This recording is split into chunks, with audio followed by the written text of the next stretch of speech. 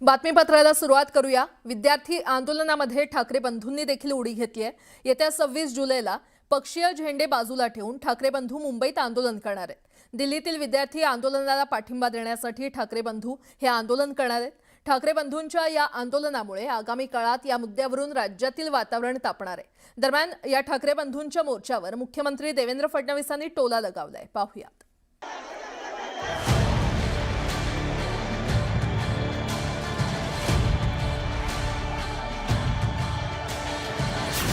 विद्यार्थ्यांसाठी ठाकरे बंधू मैदानात। 26 जुलैला ठाकरे बंधूंचा संयुक्त मोर्चा। ही सगळी मुलं आणि सगळेजण पालक हे एकत्र येत आहेत आणि आपला राग रोष व्यक्त करतायत हे मला असं वाटतं केंद्राला देखील कळणं गरजेचं आहे। या रविवारी येत्या 26 तारखेला आम्ही हा मोर्चा काढत आहोत।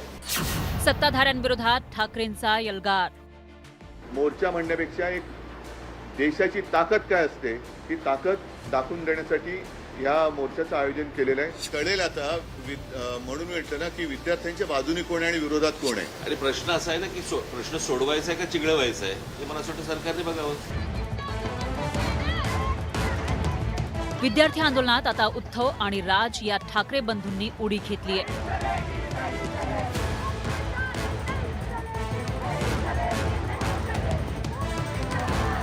उद्धव ठाकरेंची शिवसेना आणि राज ठाकरेंची मनसे आता रस्त्यावर उतरणार आहे। नीट पेपर फुटीवरून दिल्लीतल्या जंतर मंतरवर गेल्या 34 दिवसांपासून आंदोलन सुरू आहे। केंद्रीय शिक्षण मंत्री धर्मेंद्र प्रधान यांच्या राजीनाम्याच्या मागणीसाठी विद्यार्थी आंदोलन करतायत। या प्रकरणी अद्यापही तोडगा निघालेला नाही।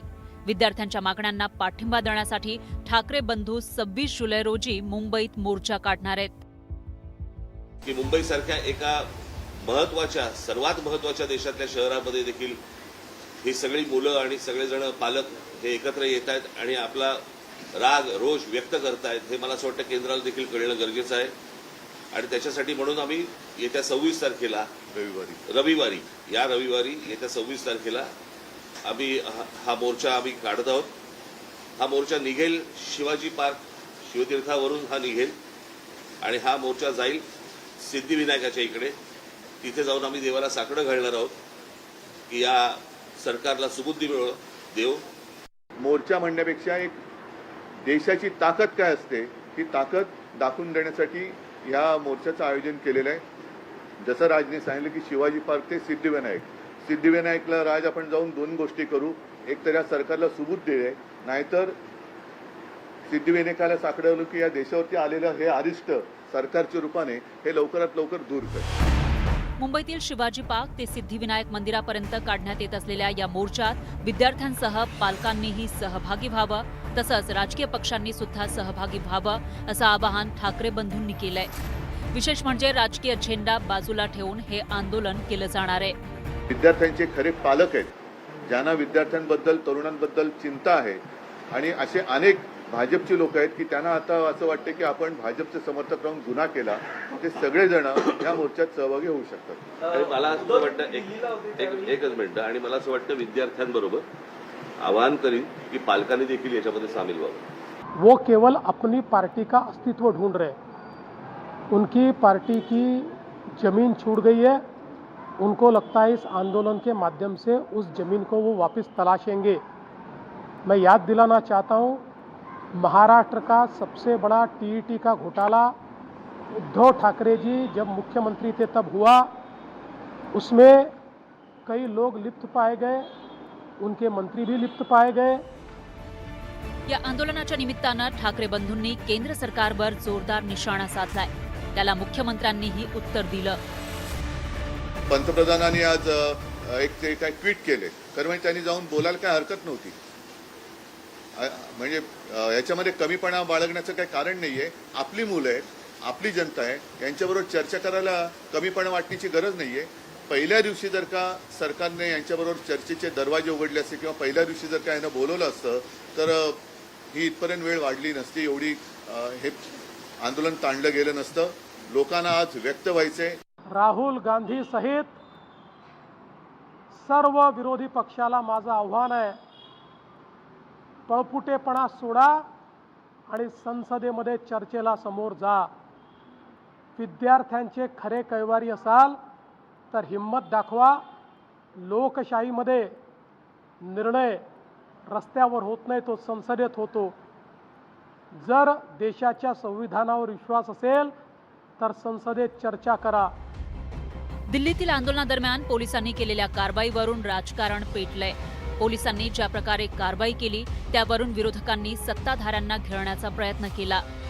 काही गुंड म्हणजे सिव्हिल ड्रेसमधले लोक यांच्यात पोलिसांच्या लाठ्या यांच्या हातात कशा आलेल्या आहेत. मग त्यांच्या तिकडे नावाची पट्टी पण नाहीये, काही कपडे त्यांचे पोलिसांचे नाही आहेत. म्हणजे हे गुंड, आता माझं मग असं म्हणणं आहे की हे आंदोलन मोडायला पाकिस्तानवरून गुंड भाजपने आणलेत का? कारण यांची काय ओळख पाळख काही नाहीये. त्यांना ओळख विचारलं तर सरळ ते काय त्यांच्या निर्विकार चेहऱ्याने ते आपले बघतात लोकांकडे. काही त्यांना पडलेलं नाहीये. ना मुलांच्या व्यथेची त्यांना जाणीव आहे, ना त्यांच्या वेदनेची त्यांना जाणीव आहे. बेसुमार लाठीमार करतायत. मला पण शंका आहे की आता सरकारमध्ये असे कोण परकीय शक्ती सामील झाल्यात का या मुलांना, देशाच्या विद्यार्थ्यांना चिरडण्यासाठी. आणि मी तुम्हाला सांगतो 26 तारखेला जर असे कोणी घुसवण्याचे प्रयत्न केले ना, फटकावून काढणार. कळलं का? शांततेने मोर्चा असेल, शांततेने ह्या सगळ्या गोष्टी होतील, याच्यामध्ये कुठचीही हुल्लडबाजी नसेल, काहीच गोष्टी नसतील. पण उद्या जर समजा दिल्लीसारखं इथे काही करायचा प्रयत्न गुंड केला, घुसवले, इथे काही करायचा प्रयत्न केला, आमची लोक सोडणार नाहीत. मराठीच्या मुद्द्यावरून ठाकरे बंधूंनी पहिल्यांदा एकत्र येत आंदोलन पुकारलं होतं. आता पुन्हा एकदा विद्यार्थ्यांच्या मुद्द्यावर ठाकरे बंधूंनी कंबर कसली आहे. त्यामुळे रविवारच्या आंदोलनात दोन्ही पक्षाकडून जोरदार शक्ती प्रदर्शन केलं जाण्याची शक्यता आहे. Bureau report, news 18 Marathi. विरोधक राजकीय पोळी भाजत असल्याचा आरोप फडणवीसांनी केलाय आणि त्याला ठाकरे बंधूंनी उत्तर दिलेलं आहे. जर काही कल्पना असतील, संकल्पना असतील तर त्या प्रत्यक्षात आणण्याकरता सरकारला मजबूर करा. पण आंदोलनाच्या भरोशावर आपली राजकीय पोळी भाजणं बंद करा. या ठिकाणी खरोखर विद्यार्थ्यांच्या हिताचे निर्णय घ्यायचे असतील तर चर्चेच्या माध्यमातूनच ते होतील. विद्यार्थ्यांच्या खांद्यावरती बंदुका विरोधी पक्ष ठेवत असतील तर विद्यार्थ्यांच्या छातीवरती बंदुका तुम्ही का रोखता? नाही आणि दुसरी गोष्ट, त्या अण्णाच्या टोप्या घालून कोण फिरवते? यांचीच माणसं होती ना, अण्णांकडे एवढी माणसं नव्हती. आणि ह्याच्यामध्ये परत ह्यांनी काही चुका केल्या की त्याचं राजकारण नाही करायचं. आणि हे ज्यावेळेला विरोधी पक्षात जातात त्यावेळेला सगळ्या गोष्टींचं राजकारण करणार.